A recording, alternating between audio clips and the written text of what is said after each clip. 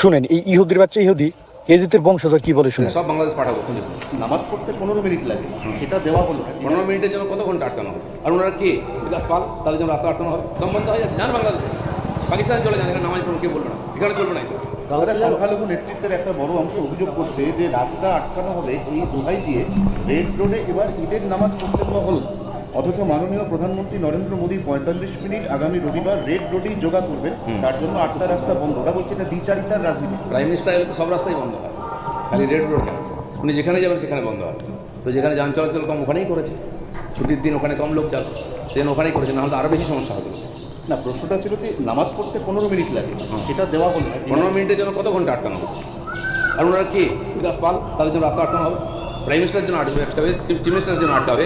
এটা ঠিকই আছে, বছরে তো একবার উনি আসছেন, কত বছর পরে আসছেন? আর 107 বছর ধরেই তো অন্যায় করা হয়েছে। সে বলতেছে নামাজের জন্য কোনো রাস্তাঘাট বন্ধ থাকবে না, শুধুমাত্র যে প্রাইম মিনিস্টার আছে তার কারণে একটা না, যদি 4টা রোড বন্ধ করা লাগে, রাস্তা বন্ধ করা লাগে, ব্লক করা লাগে, করবে, ঠিক আছে। কিন্তু কোনো মুসলমানদের নামাজের জন্য কোনো কোনো ছাড় হবে না। এদের যদি নামাজ পড়তে ইচ্ছা করে তাহলে বাংলাদেশে চলে যাক, পাকিস্তানে চলে যাক। এ হলো ইহুদের বাচ্চার কথা, ঠিক আছে। অথচ এদিকে আমার মনে হয় বাংলাদেশের যত সংখ্যালঘু আছে এদের মতো রাজকীয়ভাবে কেউ থাকে না।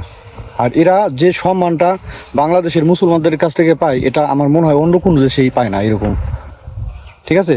আর এই ইহুদির বাচ্চারা 10টা মিনিট টাইম দেবে না নামাজের জন্য।